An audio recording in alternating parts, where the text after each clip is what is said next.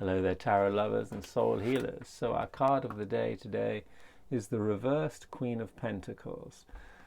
So this queen is the Queen of the Pentacle, which is our material body, the material world, and it relates to our wealth and our health and the money and the work that we do to gain it.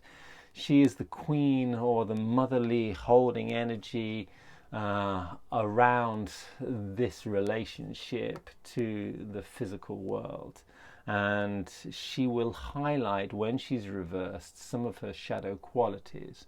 And her shadow qualities come up in, if you have a look, the way she holds this pentacle is a very loving, caring way. She cares very much about the world.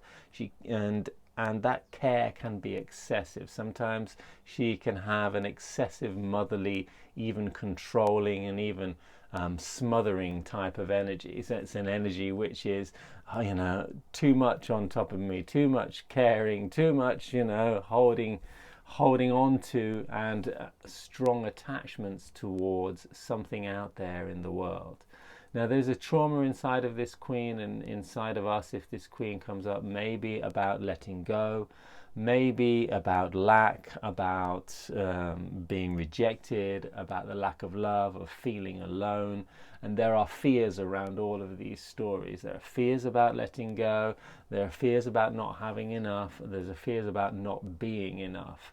And these create addictive habits and addictive attachments towards certain actions, towards things, substances, food, towards people. And we feel addicted towards people, we feel over attached towards people because we project our lack upon the world, and we look to the world to give us or to feed us and to fill the emptiness that we might have inside. And this is why codependent traits come up in this queen quite a lot, because she projects her need for love on other people, and she will be over attached to somebody, and she will do everything that she can to hold on to that somebody, even ignoring her own needs and ignoring her own boundaries. She doesn't have great boundaries, this queen. This queen lacks the ability to say no a lot of the time, and so she will often be self-destructive in a way where she is giving herself too much to do, saying yes to everybody, taking on a lot of life's responsibilities, trying to control her environment as much as possible so that she can feel like she is dominating and in this ruling position, but it's a ruling position that's coming from a state of panic, or in a state of not feeling enough and low self-esteem. And so this queen needs to connect to herself. Because she has problems letting go, she needs to repeat to herself, we need to repeat to ourselves maybe, that whatever it is out there is not the source of my joy, they're not the source of my love, and not the source of my pleasure. And I am free to find all of that love inside of myself, all of that pleasure inside of myself. And when we start making simple actions that are in a way positively selfish, in other words, this queen can be kind of greedy and selfish in a very negative way when she's upside down this way.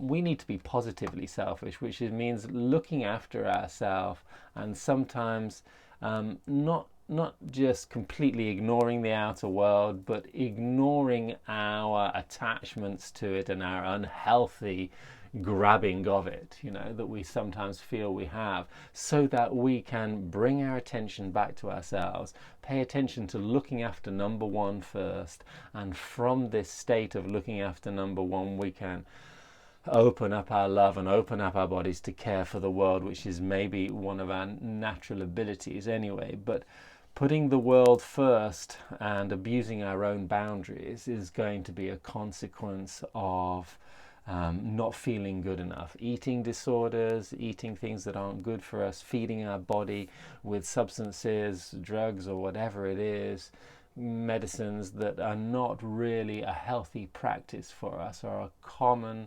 story of this queen. She has an attached version of love.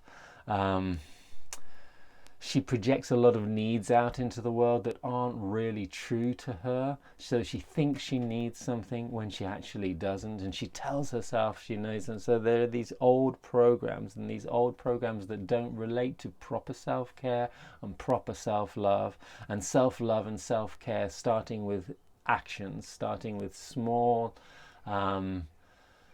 easy actions and working on to bigger, greater practices of looking after ourselves are key to this queen's mental health and physical health as well.